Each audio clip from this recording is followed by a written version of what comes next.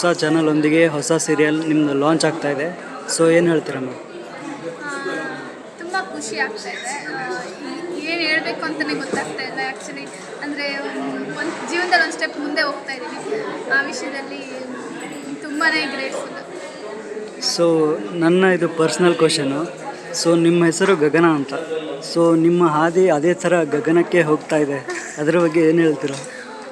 ಯಾವುದು ನಿಜವಾಗ್ಲೂ ನಮ್ಮಪ್ಪ ಅಮ್ಮ ಯಾವ ಕ್ಷಣದಲ್ಲಿ ನನಗೆ ಆ ಹೆಸರಿಟ್ರು, ನಾನು ತುಂಬ ಜನ ಅದೇ ಹೇಳ್ತಾರೆ, ನನಗೆ ಗಗನ ಹೆಸರು ಬೆಳೀತಾ ಇದೆಯಾ ಅಂತ. ಜನರಿಗೆ ಯಾವಾಗಲೂ ಚಿರಋಣಿಯಾಗಿರ್ತೀನಿ, ದೇವರಿಗೆ ಯಾವಾಗಲೂ ಋಣಿಯಾಗಿರ್ತೀನಿ. ಒಳ್ಳೆ ಒಳ್ಳೆ ಆಪರ್ಚುನಿಟೀಸ್ ಕೊಡ್ತಾ ಇದ್ದಾನೆ, ಜೀವನದಲ್ಲಿ ಒಂದು ಸ್ಟೆಪ್ ಯಾವಾಗಲೂ ಮುಂದೆ ಕರ್ಕೊಂಡು ಹೋಗ್ತಾ ಇದ್ದಾನೆ.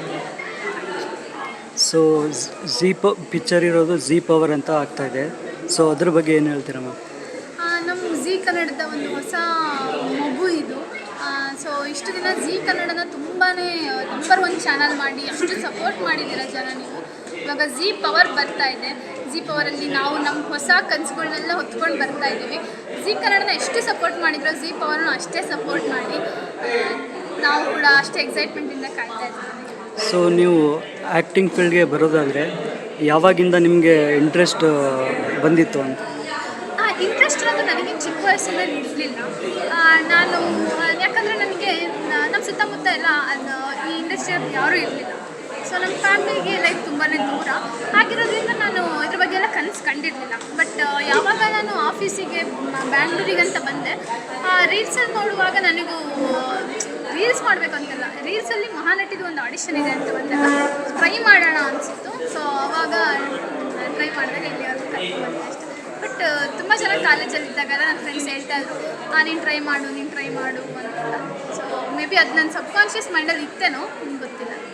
ಸೊ ಮಹಾನಟಿ ಸೀಸನ್ 1 ನೀವು ಪಾರ್ಟಿಸಿಪೇಟ್ ಮಾಡಿದರೆ, ಸೊ ಆ ಸೀಸನ್ ನಿಮಗೆ ಯಾವ ಥರ ಎಕ್ಸ್ಪೀರಿಯೆನ್ಸ್ ಆಯಿತು ಅಂತ? ಮಹಾನಟಿ ಅನ್ನೋ ಒಂದು ವೇದಿಕೆ ಬರೀ ಒಂದು ವೇದಿಕೆ ಅಲ್ಲ, ಅದು ಎಲ್ಲ ಹುಡುಗಿರಿಗೂ ಒಂದು ಗುರು ಥರ.